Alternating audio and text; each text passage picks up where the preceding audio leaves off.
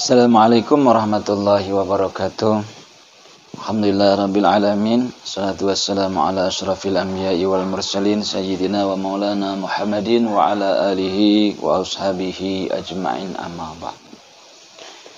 Kita akan melanjutkan pelajaran kita, yakni tentang tafsir tarbawi untuk pertemuan yang kedua, yakni kita akan membahas tentang dimulainya pendidikan Islam itu dari mana, dengan mengambil ayat Al-Quran yang berada di surah An-Nahl juz 14. A'udzubillahi minasyaitonirrajim.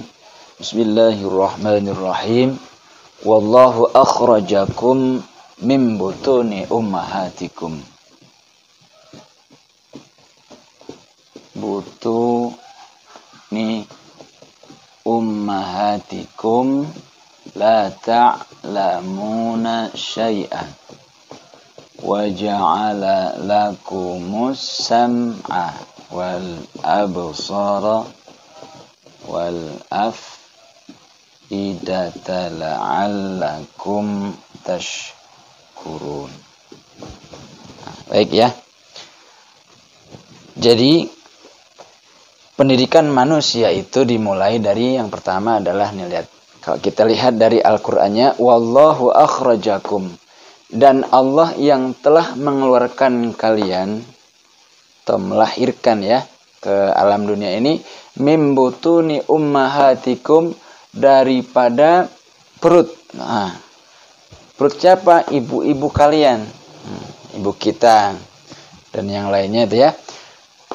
Setelah kita lahir itu, coba lihat ayatnya, la ta'lamuna syai'an, kita tidak tahu apa-apa, kita tidak mengerti apa-apa, bahkan kita bisanya saat kita lahir hanya menangis seperti itu.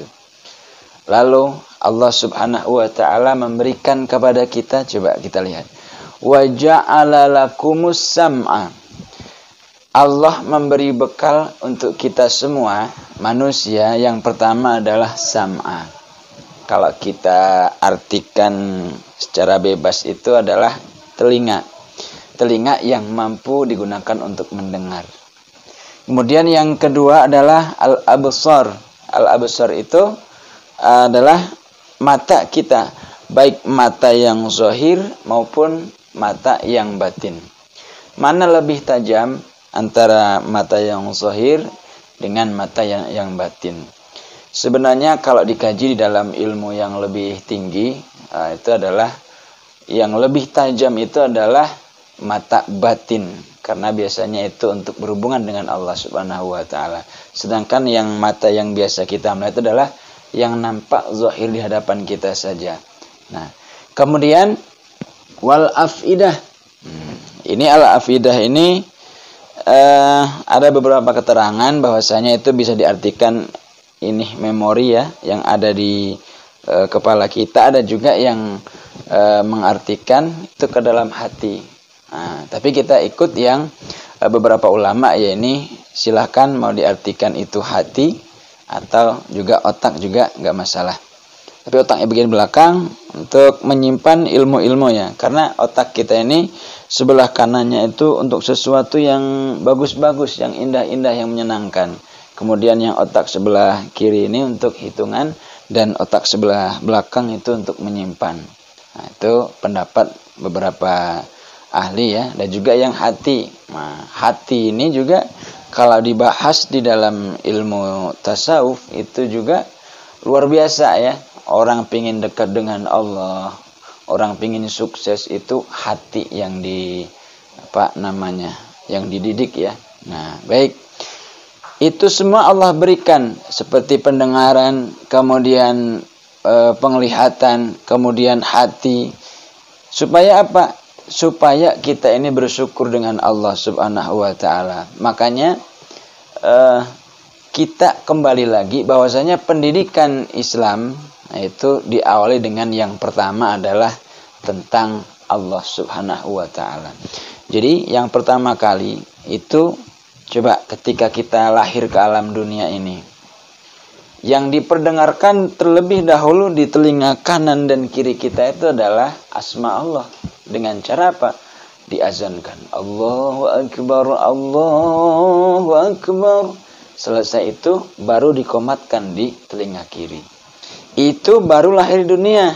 Belum lagi nanti kita akan bertambah usia.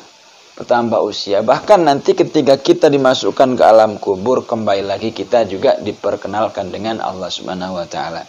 Jadi pendidikan Islam itu yang pertama adalah mengenal Allah Subhanahu wa taala. Bagaimana cara kita mengenal? Minimal anak didik kita itu kita kenalkan bahwasanya yang menciptakan langit beserta bumi ini adalah Allah Subhanahu wa taala. Yang menciptakan kita, manusia, bapak kita, ibu kita, saudara kita, itu pun Allah Subhanahu wa taala. Yang ciptakan tumbuh-tumbuhan, Allah Subhanahu wa taala. Yang menjadikan gunung, itu Allah Subhanahu wa taala. Yang menjadikan air yang kita gunakan untuk minum, itu pun Allah Subhanahu wa taala. Nah, anak kita, anak didik kita kenalkan dengan Allah Subhanahu wa taala bahwa Allah itu adalah maha segalanya, maha pencipta, dan kita adalah tempat bergantung kepada Allah Subhanahu wa taala. Yaitu qul huwallahu ahad, Allahus samad. Allah tempat bergantung.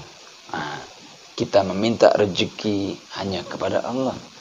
Kita meminta sehat kepada Allah. Maka pendidikan Islam awalilah dengan mengenal Allah Subhanahu wa taala.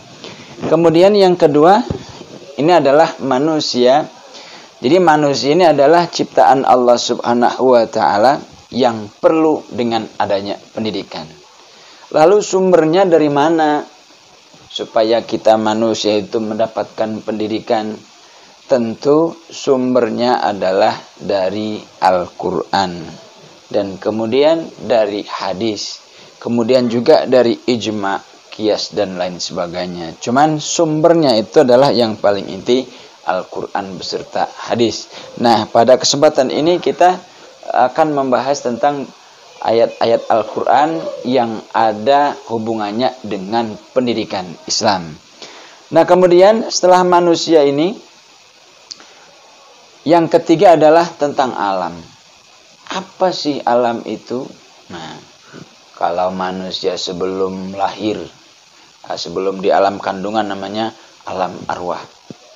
Setelah di dalam perut ibu kita namanya alam kandungan. Setelah nanti hidup di dunia namanya alam dunia. Ketika nanti sudah dimasukkan ke dalam kubur namanya alam kubur. Nanti akan dibangkitkan lagi ada namanya alam barzakh, alam mahsyar, dan nanti alam akhirat. Apa itu alam sebenarnya? Perlu dikaji lagi, perlu diketahui lagi, karena kita menjadi umat manusia saat ini kita hidup di alam. Apa yang akan kita persiapkan? Maka kata Rasulullah itu, man arada dunya fa'alaihi bil ilmi. Siapa saja yang pingin di dunianya ini sukses, apa saja dia dimudahkan oleh Allah Subhanahu wa taala, syaratnya dengan ilmu. Wa man aradal akhirah, siapa saja yang nanti di akhirat, di alam kuburnya dia selamat, di alam barzakhnya nanti dia selamat, di alam pembalasan atau hari kiamat nanti dia pingin selamat daripada azab Allah Subhanahu wa taala, juga kata Nabi adalah syaratnya dengan ilmu. Maka adanya pendidikan tafsir tarbawi ini adalah menafsirkan ayat-ayat Al-Quran yang ada hubungannya dengan pendidikan. Orang sukses itu melalui pendidikan yang cukup lama. Itu ya. Nah, kembali lagi kita ke Allah Subhanahu wa taala. Kembali, jangan hanya kita saat ini karena sudah menjadi guru, sudah menjadi siswa, menjadi mahasiswa, lalu kita tidak belajar lagi tentang mengenal Allah. Tetap kita harus mengenal Allah Subhanahu wa taala melalui pendidikan. Apa yang kita kenali tadi, minimal bahwa dunia beserta isinya ini adalah yang menciptakan Allah Subhanahu wa taala. Jadi sedikit menjelaskan tentang ayat ini. Apa sih isi ayat ini? Minimal yang pertama adalah Allah menitipkan 3 perkara ini untuk kita. Yang pertama, telinga. Apa guna telinga? Telinga itu untuk mendengarkan.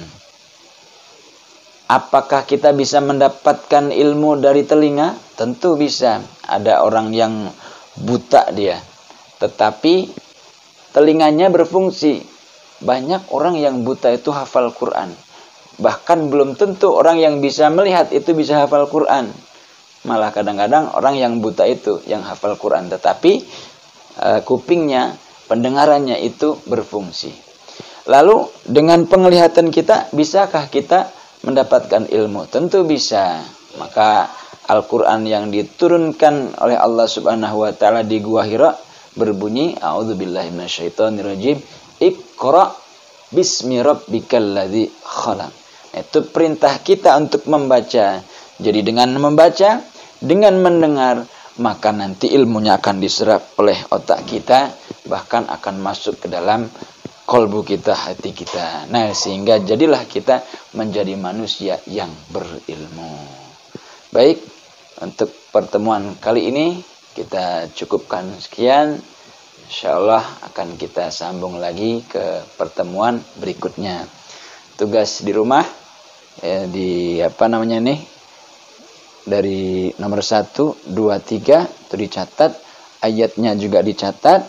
Kemudian jangan lupa artinya dan cari tafsir-tafsir yang lain tentang ayat ini. Apa sebenarnya makna di balik ayat ini? Karena ini sangat penting sekali pendidikan Islam ya. Orang yang ingin bahagia dunia akhirat itu syaratnya adalah dengan pendidikan seperti ini. Baik, itu saja. Assalamualaikum warahmatullahi wabarakatuh.